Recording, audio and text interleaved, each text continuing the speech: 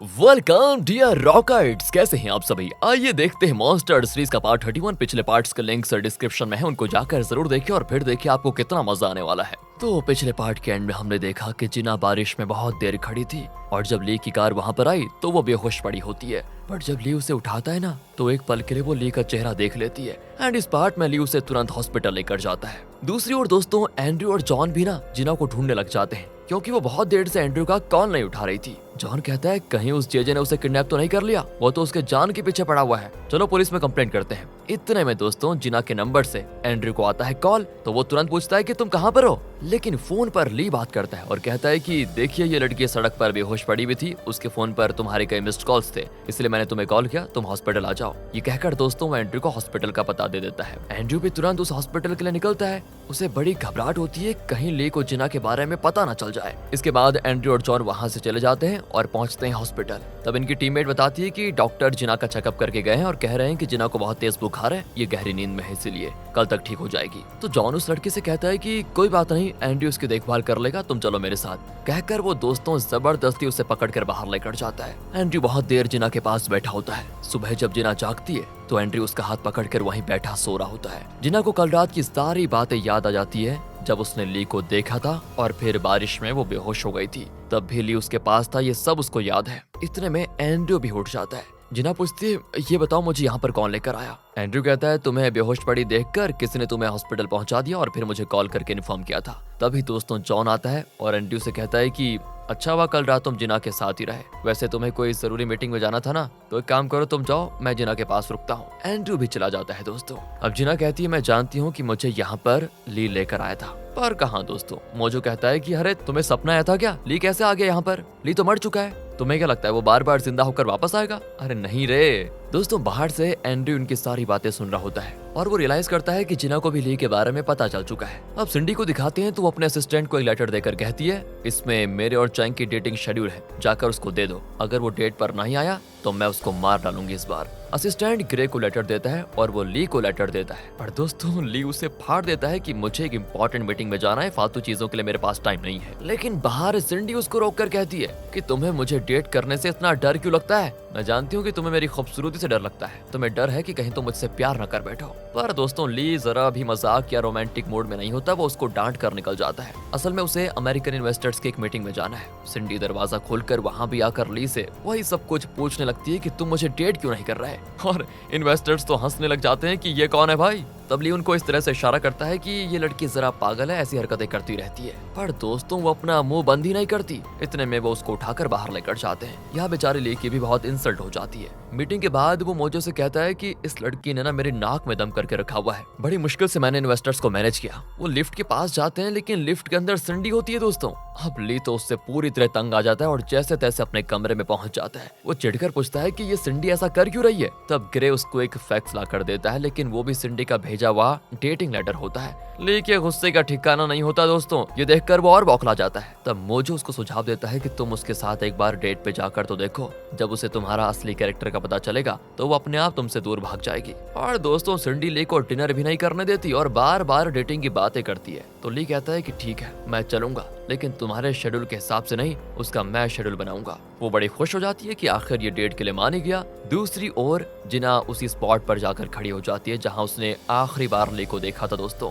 John तो उसको लाख समझाता है कि तुम पागल हो गई हो क्या, चैंग मर चुका है। दोस्तों चैंग मतलब ली, तुमने जरूर किसी और को देखा होगा। और ये सारी चीजें दोस्तों दूर से एंड्रयू देख रहा होता है, उसे बहुत बुरा लगता है। अब वो जॉन को अलग में ले जाकर साफ साफ कह देता है कि जिना ने चैंग को ही देखा था, वो जिंदा है। और ये जानकर तो जॉन की आंखें बड़ी हो जाती है, क्या तुम क्या कह रहे हो ये। वो कहता है कि हाँ वो जिंदा है, लेकिन फिलहाल तुम जिना को कुछ मत बताना, वक्त आने पर मैं खुद उसे बता दूंगा। चलिए दोस्तों वहाँ दूसरी ओर किमी को दिखाते हैं जो डिस्चार्ज हो गई है और पति पत्नी मीडिया को पट्टी पढ़ाते हैं कि जनता चाहे हमारे साथ कैसा भी व्यवहार करे, पर हम जनता की भलाई के लिए ही काम करेंगे। ये सारी चीजें टीवी पर देखकर ली अपनी टीम से कहता है कि इस वायरस को कैसे भी करके हमें रोकना होगा, वरना ये मेयर इलेक्शन में जीत गया तो पूरे शहर में गंदगी फैल जाएगी। इसीलिए तो पैनी भी जेजे के साथ रहकर उसकी सारी इन्फॉर्मेशन मोजो को दे रही है। जेजे बार में ड्रिंक कर रहा होता है तो वो ठान लेता है कि अब मुझे मेयर बनने से कोई नहीं रोक सकता, लेकिन बस वो ली इसमें टांग ना अड़ा है। इतने में पेनी आकर अपनी शातिरी दिखाती है और कहती है मुझे आपसे अकेले में कुछ बात करनी है। जे बॉडीगार्ड को बाहर भेज देता है और फिर पेनी जे से कहती है क्या आप जानते हैं कि आपके ससुर यानी नेल अपना इलेक्शन कैसे जीते थे? नहीं ना। दोस्तों यहाँ पर एक फ्लैशबैक दिखाते हैं कि असल में नेल इंडिपेंडेंट कैंडिडेट्स को टारगेट करता था और उन्हें स्पेशल गिफ्ट्स वगैरह देकर उनका सपोर्ट जीत लेता था। वो कहता था कि अगर आपने मेरा ये गिफ्ट स्वीकार कर दिया और मुझे सपोर्ट किया तो मैं आपको $2 मिलियन दूंगा। और अब प्रेजेंट में पेनी कहती है कि सोचिए अगर आप भी वही स्ट्रेटेजी अपनाएंगे तो जरूर जीत जाएंगे। जे को न सिर्फ दोस्तों ये आइडिया बढ़िया लगता है बल्कि उसे विश्वास भी हो जाता है कि पेनी उसकी भलाई के लिए इतना कुछ कर रही है। दूसरी ओर सिंडी डेट के लिए सज धज कर मस्त ली से मिलती है और पूछती है तुम मुझे किस रेस्टोरेंट में लेकर जाने वाले हो बताओ जरा। ली भी कहता है कि एक स्पेशल जगह है, तुम चलो तो सही। ना चाहते हुए भी ली इस डेट पर चला जाता है दोस्तों, एंड सिंडी भी बड़ी खुश होकर उसके पीछे जाती है, लेकिन ली उसको एक बहुत ही मामूली रेस्टोरेंट में लेकर जाता है। सिंडी का मुंह तो देखने लायक था दोस्तों, बड़े गुस्से में देख रही होती है उसको। ली भी कहता है कि देखो ये जगह तुम्हें पसंद नहीं है तो तुम अभी जा सकती हो, कोई दिक्कत नहीं है। लेकिन वो कहती है मैंने ऐसा कब कहा है, ये जगह बहुत ही बढ़िया है, खाना भी टेस्टी होगा यहाँ पर क्या करो मुझे भूख ही नहीं है। ये कहकर वो खाने से मना कर देती है। तो खाने का तो इनका प्लान कैंसिल हो गया। तो ली कहता है कि चलो मूवी चलते हैं, मूवी देखने। तुम्हें कौन सी मूवी पसंद है वैसे? मूवी कह देती है मुझे एक्शन थ्रिलर पसंद है। एक्शन थ्रिलर तो नहीं होगा क्योंकि मैंने तो एक आर्ट फिल्म के लिए टिकट बुक करके रखी हुई है। अगर तुम्हें वो जॉनरा पसंद नहीं है तो तुम घर जा सकती हो, कोई दिक्कत नहीं है। नहीं ये तुम क्या कह रहे हो, आर्ट तो मुझे बहुत ज्यादा पसंद है। बस दोस्तों इस तरह मजबूरी में अब सिंडी को ली के साथ जाना पड़ता है और अगले सीन में दोनों होते हैं थिएटर में। सिंडी कहती है दोस्तों थोड़े रोमांटिक अंदाज में क्या तुम मुझे यहाँ पर प्रपोज करने वाले हो? हैं? ली को कोई फर्क नहीं पड़ता दोस्तों, वो आराम से सोने लग जाता है। सिंडी भी चौंक जाती है कि अरे तुम सो क्यों रहे हो? वो कहता है इसीलिए क्योंकि मैंने मूवी पहले भी देखी है और जब मूवी खत्म हो जाएगी तो उसके बाद मुझे उठा देना, समझी? अरे यार ये सोने के लिए मुझे डेट पर लेकर आया था क्या? ये सोचकर वो भी सोने लग जाती है दोस्तों, और अचानक ली के हंसने की आवाज आती है तो वो जाग जाती है और वो भी हंसने लगती है। ली तो उसका मुंह बंद करवा कर कहता है तुम हंस क्यों रही हो? मूवी में हीरो अभी अभी मरा है। बाकी लोग भी सिंडी पर चिल्लाते हैं कि ये कौन है जो पागलों की तरह गलत मूवमेंट पे हंस रही है। दोस्तों इस तरह इनका यहाँ पर एंड होता है और सिंडी पूछती है कि नेक्स्ट अब कहाँ चलेंगे? ली कहता है चलो किसी अच्छे बार में चलते हैं। वो कहती वैसे मैं ज्यादा ड्रिंक तो नहीं करती लेकिन बाहर का माहौल मुझे बड़ा अच्छा लगता है, इसलिए मैं चलने को तैयार हूँ। लेकिन ली इस बार भी दोस्तों उसको एक लोकल बार में लेकर जाता है। सिंडी का चेहरा यहाँ भी देखने लायक था। ली कहता है कि यहाँ पर सॉज नाम का एक फेमस ड्रिंक मिलता है, पियोगी क्या उसको? और कोई रास्ता न पाकर उसको मानना ही पड़ता है और ली एक छोटे ग्लास में ड्रिंक परोसता है, पर वो कहती है मुझे बड़े ग्लास में दो ना। लेकिन ली यहाँ पर भी उसको परेशान करने के लिए कहता है तुमने कुछ खाया नहीं और इसको तुम बिना खाए ज्यादा पियोगी तो तुम्हें कुछ हो सकता है, इसका भी तो ध्यान रखना है। और अब वो भी अपने एटीट्यूड में कहती है क्या बात कर रहे हो, मैं तो रॉ पी जाती हूँ, ये तो कुछ भी नहीं है मेरे सामने, डरो मत, बड़े बड़े ग्लास में दे दो। ली भी दोस्तों उसको बड़ा ग्लास देता है और वो एक एक कप में पूरा ग्लास पी जाती है। और फिर क्या था भाई, नशा तो होना ही था, नशे में बड़बड़ाती रहती है फालतू चीजें। ली कहता है तुम रुको मैं जरा बिल भर कर आता हूँ। उसके जाने के बाद सिंडी को उसका असिस्टेंट कॉल करके पूछता है मैम आप ठीक तो है ना? वो कहती है मैंने पी रखी है। अरे मैडम आपको तो पीना मना है ना। सिंडी कॉल ही काट देती है दोस्तों, एंड वहाँ मोजो असिस्टेंट से पूछता है कि सिंडी का पीना मना क्यों है ये बताओ। असिस्टेंट कहता है कि सर आप नहीं जानते वो पीकर क्या हंगामा खड़ा कर देती है आपको पता है। पहले तो वो गालियां देने लगती है एंड दोस्तों अब बार में दिखाते हैं कि वो सब पर गालियों की बौछार कर रही है। वो सभी लोग भड़क जाते हैं तो ली उनको शांत करता है कि ये ऐसी है। यहाँ असिस्टेंट मोजो को बताता है कि तुम्हें पता है उसके बाद वो क्या करती है? उसके बाद वो हर किसी को काटने लगती है। एक बार तो उसने अपने पैड को ही काट दिया था एंड वहाँ भी दिखाते हैं तो ली उसको उठाकर लेकर जाता है तो वो ली का कान काट देती है। ली बेचारा उसको नीचे उतार कर अपने कान को सहलाने लगता है। अब यहाँ असिस्टेंट कहता है उसके बाद सर पता है क्या, आखिरी में वो रोना शुरू कर देती है एंड दोस्तों वहाँ सिंडी जोर जोर से रोती है कि मुझे कोई पसंद नहीं करता, सब नफरत करते हैं मुझसे, मुझ में कमी क्या है? क्या मैं समझदार नहीं हूँ, खूबसूरत नहीं हूँ? तुम हमेशा मेरे साथ रहोगे ना? ये कहकर वो ली से लिपट लिपट कर और ज्यादा रोने लग जाती है। लेकिन भी समझ में नहीं आता कि इसको चुप कैसे कराऊं। दूसरी ओर दोस्तों चेयरमैन की वाइफ ने चेयरमैन के जो टैबलेट्स बदल दिए थे ना, अरे आपको याद है ना टैबलेट्स के बारे में? वो टैबलेट्स खत्म हो गए थे और चेयरमैन असली टैबलेट्स खरीद चुका था। उन्हें लेने की वजह से उसकी सेहत बिल्कुल ठीक हो रही थी, लेकिन चेयरमैन की वाइफ फिर उनकी जगह पर वो खतरनाक टैबलेट्स रख देती है जिनसे चेयरमैन की तबीयत खराब हुई थी। यहाँ नाथन का असिस्टेंट कहता है कि मैडम ये ठीक नहीं है, अगर चेयरमैन की जान को खतरा हुआ तो तब क्या होगा? पर वो कहती है अरे तुम उसकी फिक्र मत करो और हाँ इस बारे में तुम किसी को कुछ मत बताना। अगले सीन में दोस्तों नाथन घर आता है और माँ से कहता है कि मेरा एक भी प्लान सफल नहीं हुआ माँ, लगता है एंड्रयू मुझे डोडो ग्रुप से निकाल कर रहेगा। और उसकी माँ कहती है बेटा तुम घबराओ मत, पापा की तबीयत फिर से खराब हो रही है, क्या करें, उसके बाद तुम ही हो जो इस कंपनी के चेयरमैन बनोगे, पर हाँ उससे पहले तुम्हें शादी करनी पड़ेगी। कहकर वो कुछ लड़कियों की फोटोज उसे देती है, पर नाथन को सिर्फ जिना का ख्याल आता है दोस्तों। लगता है ये भी जिना को पसंद करने लग गया है। एक लड़की को 3-3 लोग पसंद कर रहे हैं, क्या होगा। दूसरी ओर एंड्रयू जिना को लेकर चेयरमैन के घर पर आ रहा होता है, क्योंकि चेयरमैन ने अपनी प्रॉपर्टी का बंटवारा करने के लिए एक लॉयर मांगा था और जिना यहाँ पर लॉयर बनकर आई है। जिना एंड्रयू को कहती है मैंने ली को देखा था। एंड्रयू कहता है ली को देखा था, क्या तुम अभी भी उसको मिस करती हो। पर तभी वो कहती है चलो उसके बारे में बाद में बात करेंगे। अब चेयरमैन के घर के आगे आकर एंड्रयू कहता है मुझे अंदर जाना अलाउड नहीं है, इसलिए तुम जाओ क्योंकि तुम डोडो ग्रुप की लीगल एडवाइजर हो। चेयरमैन जो कहेंगे उसके हिसाब से तुम्हें काम करना होगा। पर दोस्तों चेयरमैन पीए के साथ बाहर वॉकिंग कर रहा होता है। वो ठीक से चल नहीं पाता तो पीए ने उसको पकड़ के रखा होता है। पर एंड्रयू को देखकर वो पीए का हाथ छुड़ाकर चलने लगता है कि मेरा बेटा मुझे इस हाल में देखेगा तो परेशान हो जाएगा। वो एंड्रयू से पूछता है कि बेटा तो क्या यही अपनी कंपनी की नई लीगल एडवाइजर है, चलो अंदर चलकर बात करते हैं। लेकिन 2 कदम रखते ही वो चल नहीं पाता और गिर जाता है दोस्तों। एंड्रयू पूछता है कि पापा आपको क्या हुआ, पर वो कहता है कि बेटा मैं बिल्कुल ठीक हूँ, कोई दिक्कत नहीं है। एंड्रयू जान जाता है दोस्तों कि चेयरमैन की तबीयत खराब है। वो कहता है कि पापा आपने मुझे पहले क्यों नहीं बताया, बेटा तुम पहले से कितनी मुश्किलें झेल रहे हो, ऊपर से डोडो ग्रुप के लिए तुमने दिन रात एक कर दिया है,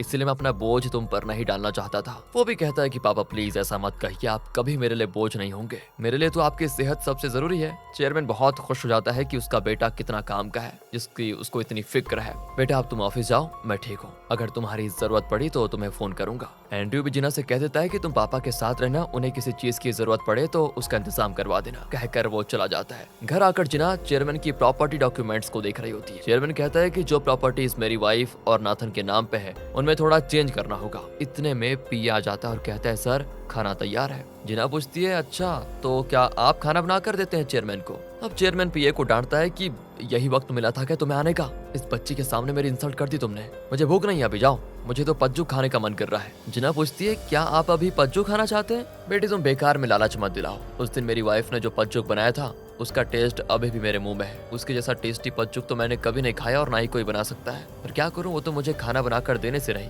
जिना कहती है अगर आप थोड़ी देर मुझे अपना किचन यूज करने देंगे तो मैं बना सकती हूँ आपके लिए। चेयरमैन कहता है अरे नहीं तुम वो सब मत करो, तुम्हारा काम वो थोड़ी है। सर मुझे कोई प्रॉब्लम नहीं होगी, वैसे भी एंड्रयू ने कहा है कि मैं आपकी हर जरूरत का ख्याल रखूं। ये कहकर जिना किचन में जाकर पज्जुक बनाने लग जाती है और चेयरमैन को देती है। चेयरमैन कहता है कि बेटी अगर टेस्ट अच्छा नहीं लगा ना तो मैं साफ साफ बता दूंगा और उसके बाद मैं और नहीं खाऊंगा, याद रखना। जिना भी कहती कोई बात नहीं सर आप टेस्ट तो कीजिए बस। वो भी थोड़ा सा टेस्ट करता है तो उसकी आंखें बंद हो जाती है, कहता है बहुत बढ़िया बनाया तुमने। इतने में चेयरमैन की वाइफ आ जाती है और पज्जू को देखकर पूछती है ये किसने बनाया, तुमने, तुम डोडो ग्रुप की लीगल एडवाइजर हो या बावर्ची हो। चेयरमैन तो भड़क जाता है कि ये मेरे काम से यहाँ पर आई है इसलिए तुम इसमें दखल मत दो। चेयरमैन की वाइफ कहती है कि मेरे पति को सिर्फ मेरा बनाया हुआ पज्जू अच्छा लगता है। दोस्तों यहाँ चेयरमैन उसकी धज्जियां उड़ाते हुए कहता है कि तुम्हारा डिश ना कुछ भी नहीं है इसके सामने जो जिना ने अभी बनाया। और दोस्तों वो भी कहती है जरा टेस्ट करके देखो, तो जैसे खाती है तो मंत्र मुग्ध हो जाती है। नाथन कहता है कि मम्मी आपसे अच्छा पज्जू को और कोई बना ही नहीं सकता। कहकर वो भी टेस्ट करता है और टेस्ट करते ही कहता है कि वाह मम्मी कितना यम्मी है, आपसे भी अच्छा। उसकी माँ उसे घूरती है और कहता है कि अरे मम्मी ये भी कोई पज्जू है, अच्छी, आपको कोई टक्कर नहीं दे सकता। फिर दोस्तों नाथन जिना को एक कमरे में लेकर जाता है और एकदम से पूछ लेता है कि मेरी माँ मेरे लिए लड़की देख रही है, क्या तुम मुझसे शादी करोगी। शादी, पागल हो गया हो क्या तुम, छोड़ो मेरा हाथ। नाथन कहता है याद रखो तुमने मुझे 2 बार घायल किया है लेकिन फिर भी मैं तुम्हें बहुत चाहता हूँ, तुम मुझे समझती क्यों नहीं। जिना कह देती है देखो मैं किसी और से प्यार करती हूँ। और दोस्तों ये कहकर वो चली भी जाती है। नाथन तो उदास हो जाता है कि मेरे साथ ऐसा क्यों होता है। दूसरी ओर पैनी को दिखाते हैं जो जेजे को एक इंडिपेंडेंट कैंडिडेट की फोटो दिखाकर कहती है ये हमारा पहला टारगेट है, इसे हम एक फ्लावर वेस गिफ्ट करेंगे जिसकी कीमत सिर्फ $10 की होगी। अगर उसने वो गिफ्ट स्वीकार कर लिया तो हम उसको एक मोटी रकम देकर अपनी ओर खींच लेंगे, इस तरह हम पुलिस में भी नहीं फंसेंगे और हमारा काम भी हो जाएगा। जेजे को ये प्लान बहुत ही बढ़िया लगता है। अब उस इंडिपेंडेंट कैंडिडेट को दिखाते हैं जिसके लिए पैनी ने एक फ्लावर बेस भिजवा दिया था। तब पैनी उसे कॉल करके कहती है कि सर मैं एक रिपोर्टर हूँ और आपका इंटरव्यू चाहती हूँ। वो कहता है कि मेरे पास 1 घंटे का टाइम है, तब तक तुम्हें खत्म करना होगा इंटरव्यू। वो भी कह देती है कि ठीक है एंड वो भी पैनी से मिलने जाता है दोस्तों। पर वहाँ जेजे को देखकर वो गुस्सा हो जाता है कि तुम भी इलेक्शन में खड़े हो रहे हो तो मुझे यहाँ क्यों बुलाया तुमने। पैनी यहाँ से दोस्तों कुछ देर के लिए बाहर चले जाती है तो जेजे उससे कहता है कि आप इंडिपेंडेंट कैंडिडेट बनकर खड़े रहोगे तो वोट का बंटवारा हो जाएगा और ना आप जीतेंगे और ना मैं, पर अगर आप मेरे साथ जुड़ गए तो हमारे जीतने के चांसेस बढ़ जाएंगे। लेकिन वो कहता है कि तुम मुझे कभी खरीद नहीं सकते। जेजे अपनी चाल चलता है यहाँ पर और कहता है मैं तुम्हें 1 मिलियन दूंगा, पर वो नहीं मानता। तो जेजे कहता है कि 2 मिलियन या फिर 2.5 मिलियन कैसा रहेगा। इंडिपेंडेंट कैंडिडेट इनकार कर देता है साफ साफ। जेजे कहता है कि मैंने तुम्हें जो गिफ्ट भेजा था उसकी कीमत 2.5 मिलियन है, उसे तुम रख लो और आज शाम 4 बजे अपना फैसला बता देना। यहाँ वो फिर भड़क जाता है कि मुझे रिश्वत देकर खरीदना चाहते हो क्या? देखो मुझे खरीदने की कोशिश मत करो वरना देखना मैं तुम्हारा क्या हाल करता हूँ। वो तुरंत चला जाता है दोस्तों ये कहकर और अपने ऑफिस में जाकर उस वेस्ट को देखता है। वो उसकी फोटो खींचता है और पुलिस में कंप्लेंट करने का फैसला करता है। लेकिन तब जेजे उसको कॉल करके कहता है दोबारा कि असल में उस वेस्ट की कीमत सिर्फ $10 है। अगर तुम उसको ले जाकर एक आदमी को दोगे तब वो तुम्हें 2.5 मिलियन देगा। और हाँ, उस वेस्ट के साथ तुम पुलिस स्टेशन जाकर मेरा कुछ नहीं उखाड़ सकते। चलो आधे घंटे में अपना फैसला बता दो। उस इंडिपेंडेंट कैंडिडेट को बहुत गुस्सा आता है कि अब तो मैं जेजे के खिलाफ कंप्लेंट भी नहीं कर सकता, क्या करूं इसको। गुस्से में वो उस वेस्ट को तोड़ देता है और लगता है ये जेजे के साथ कभी ज्वाइन नहीं करेगा। लेकिन कुछ देर में वो जेजे को कॉल करता है। तो जेजे पूछता है कि क्या फैसला हुआ तुम्हारा। वो कहता है कि मैंने तुम्हारा वेस्ट तोड़ दिया है। ओह कोई बात नहीं, पर नुकसान तुम्हारा होगा, याद रखना। अब दोस्तों वो कैंडिडेट कहता है मैंने जल्दबाजी में वेस्ट तोड़ दिया, क्या तुम मुझे दूसरा भिजवा सकते हो। जेजे खुश हो जाता है ये सुनकर कि एक इंडिपेंडेंट कैंडिडेट को उसने अपनी तरफ खींच लिया है। दूसरी ओर दोस्तों जिना हर जगह लेकी फोटो वाला नोटिस दे रही होती है कि अगर किसी ने इसको देखा तो मुझे इन्फॉर्म कीजिए। जिना को देखकर एंड्रयू को उसके लिए बहुत बुरा लगता है और वो हिम्मत करके दोस्तों एक फैसला लेता है। वो ली को कॉल करके कहता है कि शाम को 7 बजे तुम डोडो ग्रुप के कॉफी शॉप में मुझसे मिलना। ली पूछता है कोई बिजनेस मीटिंग है क्या। एंड्रयू कहता है नहीं, लेकिन बहुत ही इंपॉर्टेंट मीटिंग है, तुम प्लीज जरूर आना। कहकर वो कॉल काट देता है। फिर वो कार से निकलकर जिना के पास जाता है और कहता है आज शाम को 7 बजे डोडो ग्रुप कॉफी शॉप में मिस्टर के साथ हमारी मीटिंग है और लीगल एडवाइजर के तौर पर तुम्हें भी वहाँ पर आना होगा। जिना कहती है ठीक है। एंड्रयू वहाँ से चला जाता है लेकिन वो बहुत दुखी होता है क्योंकि वो जिना से कभी अलग नहीं होना चाहता था। दूसरी ओर दिखाते हैं सिंडी को, लिफ्ट के लिए वो वेट कर रही होती है। एंड जब लिफ्ट आता है तो अंदर ली होता है और पूछता है आज भी बाढ़ चलोगी क्या। वो शर्म के मारे वहाँ से भाग जाती क्योंकि उस दिन शराब के नशे में उसने जो नाटक किया था वो सब उसको याद आ जाता है। और दोस्तों यही तो ली चाहता था, मतलब उसका प्लान ही यही था उसे छुटकारा पाने के लिए। वो डोडो ग्रुप कॉफी शॉप के लिए निकलता है। जिना भी वहाँ पर आ जाती है। एंड्रयू को वो कॉल करके पूछती है कि तुम कहाँ पर हो, मैं तो आ गई हूँ। एंड्रयू को उस दूर पर खड़ा होता है लेकिन कहता है मुझे आने में थोड़ी देर हो जाएगी, तुम मिस्टर के साथ बात कर लेना तब मैं आ जाऊंगा। जिना भी अंदर जाती है तो जैसा कि आपने एक्सपेक्ट किया होगा वो ली से टकरा जाती है। ली को देखते वो हो जाती है शॉक कि ली मैं जानती थी तुम जिंदा जरूर हो, कहकर वो उसको गले लगा लेती है। ली की कुछ समझ में नहीं आता और वो जिना को थोड़ा दूर हटाकर पूछता है तुम मेरा ये नाम कैसे जानती हो। दोस्तों ये सुनते हैं जिना उसको चौंक कर देखती है और यहाँ पर होता है पार्ट 31 का दी एंड। इंतजार कीजिए, बस अगले पार्ट का कल आ जाएगा। और आगे के पार्ट्स देखना चाहते हैं तो सीरीज की वीडियोस को लाइक और ज्यादा से ज्यादा शेयर करने की कोशिश करें। मिलते हैं आपसे अगली वीडियो में, ध्यान रखेगा अपना and finally thanks for watching.